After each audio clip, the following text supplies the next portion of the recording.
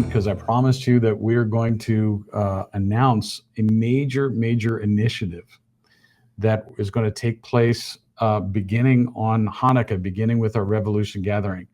Chris, real quickly, can you give us 2 minutes, maybe 1 or 2 minutes, just what revolution means to you and why people should come? Well, there's no question in my mind. I have said this before. There is something present at Revolution that I've never experienced at any other gathering, and that I've ever been a part of or ever been to. The name is not just a name. That's what's carried in these gatherings. There are times where we are in the middle of a gathering and God sovereignly, each revolution in a very unique way, a very unscripted and unpredictable way, the Lord sovereignly comes into the meeting, and the glory of the Lord comes in, and we are taken to a place in the spirit as a people. And it literally, this is an invitation. It's invitation and a summons. I believe that Revolution marks that every year, where the Lord calls us into a place to encounter Him in a way. Every revolution that I've ever been a part of, I left different than the way that I came. You will be marked, because it's something where I believe that, again, it's not just a meeting. This is an actual summons from heaven for His people to gather and to see and experience Him in ways that they have not, that prepare us for the pathways ahead, that prepare us for the warfare ahead, not only releasing the strategy of God, but giving us the equipment in the spirit to walk it out, what is in front of us. And so you need to be there. If you can't be there, at the minimum, join us via live stream. But if there's any way possible that you can put your feet on the ground, you need to be there. Thanks, Chris. I really appreciate that. And last night during our private intercessory prayer call, just folks praying for us, the word of the Lord came so strongly. It was an unusual word. It was just a very simple word, light a candle. We were praying for revolution at the time, and the Lord said, light a candle.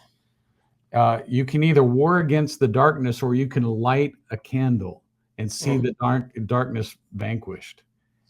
And as we began to pray into it, I just really felt that that was actually not just a prophetic word that's a good idea, a good sentiment for Hanukkah, but it's actually a word of the Lord for the nation, that God wants us at the convergence of the first night of Hanukkah, December 7th, and the 82nd anniversary of Pearl Harbor Day, marking our entry into World War II. God wants us to light a candle for Israel and America. And I believe this is for Jew and Gentile together to make a stand against the horrific dictatorial expression of evil that is rising across the world right now. We want to be like the Maccabees. Chris, you mentioned the Maccabees. We want to take a stand. We want to reconsecrate our desolate heritages to the Lord and rebuild where we need to rebuild. We want to see Israel redeemed and America redeemed by the very hand of the God who created us. And it's time for God's light to shine in darkness. It's time for us to light a candle. Behind me, we have a special lantern that was given to us. It's a Paul Revere lantern. And of course, he saw the candles shining in the upper room of the church in the midnight hour, and he rode to start a revolution that brought freedom to the nation and eventually to the nations of the earth. We want to be like the Maccabees. We want to be spiritual Paul Reveres. We want to light a candle and see the nation set ablaze for Jesus. You know, it's in the midnight hour that Gideon lit his lamp, blew the shofar, and the breakthrough came. It's time for us to rise up as spiritual revolutionaries, light a candle, and see the Lord move in power across our nation. And I'm dreaming of Israel and the nations of the earth.